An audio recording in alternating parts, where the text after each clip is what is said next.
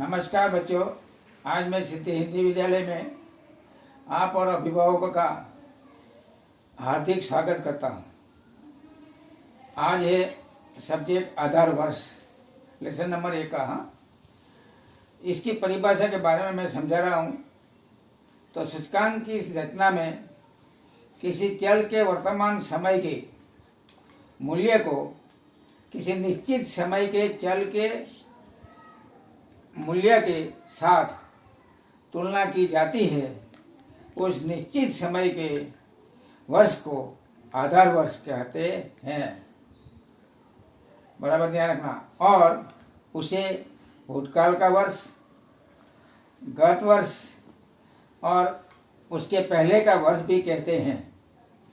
तो most important आधार वर्ष किसे कहते हैं, ये परिभाषा आपको याद रखना है। जिस समय या वर्ष के मूल्य को आधार वर्ष का समय के मूल्य के साथ तुलना करनी हो, उस वर्ष के चालू वर्ष भी कहते हैं। यानी वर्ष 2015 को आधार वर्ष तथा वर्ष 2016 को चालू वर्ष कहते हैं।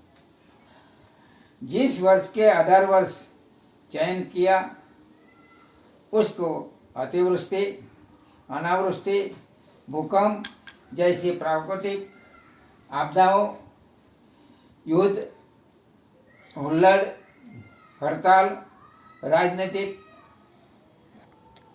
घटनाएं से पर होना चाहिए। आधार वर्ष का चयन 2 विधि से किया जाता है। प्रथम विधि अचल आधार की विधि।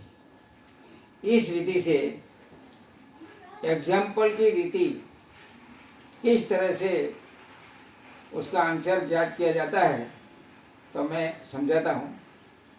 पहला एग्जाम्पल है अचल आधार विधि का।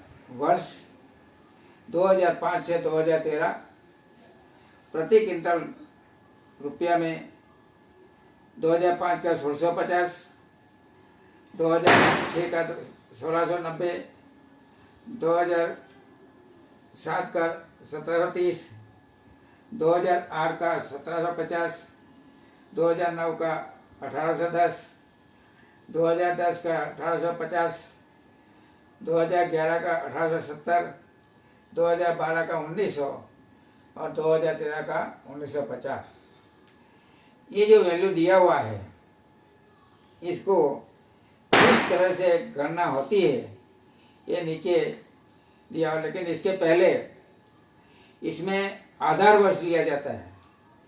जिस साल का आधार वर्ष लिया जाता है उस साल को ही आधार वर्ष मानना पड़ता है।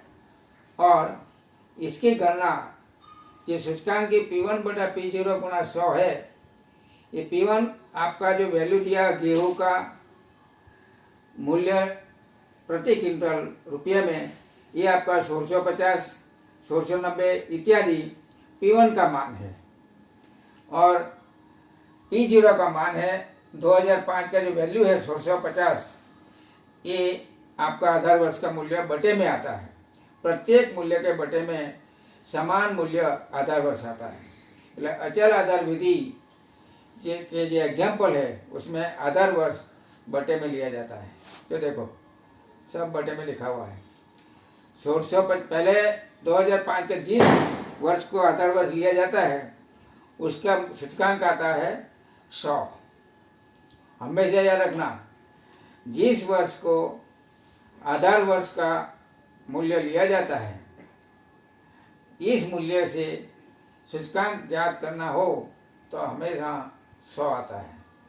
तो पहले मैं बोला 2005 में 1650 P1 और 1650 P0, यानी 1650 बटे में 1650 गुणा 100 बराबर 100। तो दिखा है 1650 बटे में 1650 गुणा 100 बराबर 100। इस तरह से गणना करना है। प्रत्येक वैल्यू जितने साल में P1 सब दिया हुआ है, इसको आधार वर्ष बटे में समान लिखने पर गुणा 100 करेंगे, यानी P1/P0 गुणा 100 करेंगे तो आपका ये वैल्यू आएगा, मान आएगा। दूसरा वैल्यू है 1690 बटे में 1650 गुणा 100। तो इसको भाग करेंगे और गुणा करेंगे तो 102.42। तो देखो 1690 बटे में 1650 गुणा 100 बराबर 102.42। आपको ख्याल आ गया होगा कि 2006, 7, 8 से 13 तक सूचकांक ज्ञात करना हो अचल आधार विधि से तो सूत्र आता है P1 बटा P0 गुणा 100।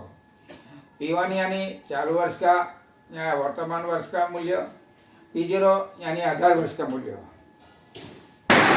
आधार वर्ष हमेशा सामान्य होना चाहिए, ये आपको मैंने आगे बताया हुआ है। तो बच्चों, यदि आपको इस एग्जाम्पल में समझ में नहीं आया हो तो दूसरा एग्जाम्पल में, दूसरा जो वीडियो भेजने वाला हूँ उसमें बताऊंगा, आप समझ जाएंगे। थैंक